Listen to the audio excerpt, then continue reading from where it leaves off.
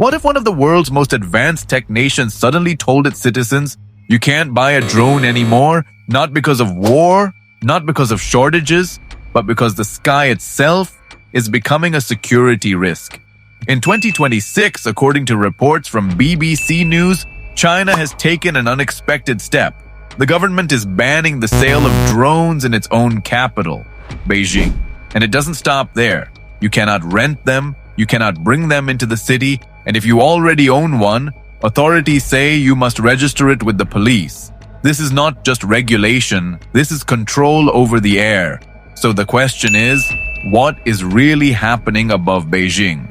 China has been rapidly building what it calls the low-altitude economy. This includes drones, delivery systems, surveillance tech, and even flying taxis. By 2035, this sector is expected to generate more than 2 trillion yuan, nearly $300 billion. That's not small.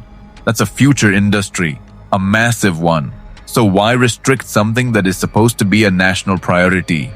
The answer lies in one word: security. Beijing is not just a city, it is the political heart of China. It houses top leadership, critical infrastructure, and highly sensitive zones.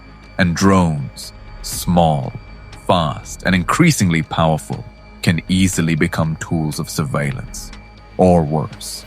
Authorities say the new rules are designed to protect public safety, but behind that statement, there is a deeper concern.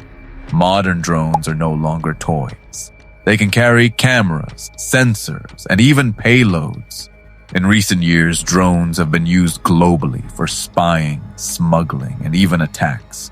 From war zones to urban areas, the threat is real, and China knows it. This is a country that invests heavily in surveillance, a country that prioritizes control and stability. So when a technology becomes hard to monitor, it becomes a problem.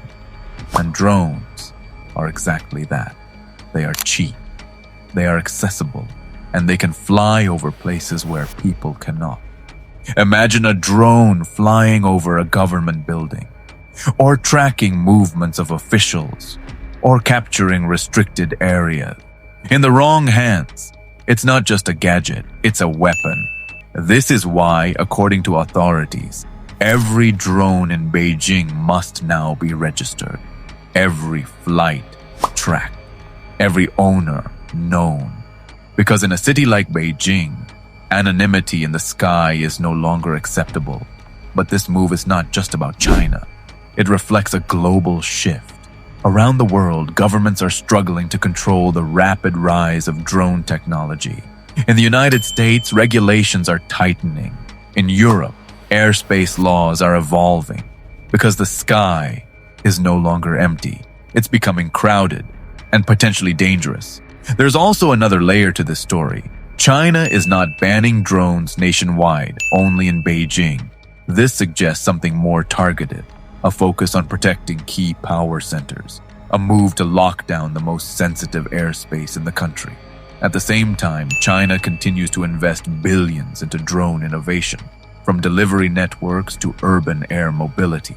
So on one hand, it is building the future, and on the other, it is restricting access to that future. This contradiction tells us something important.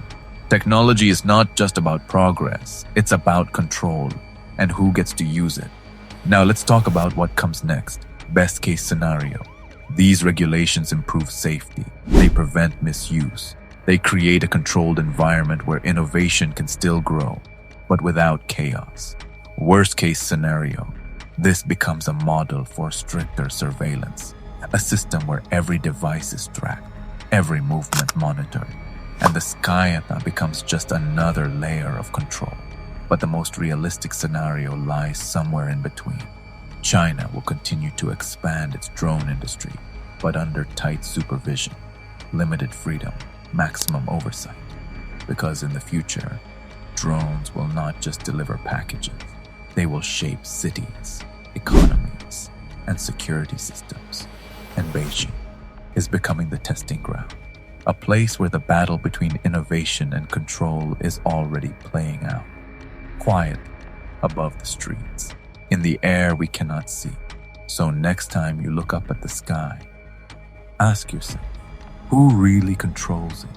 And how long before the same rule reach the rest of the world?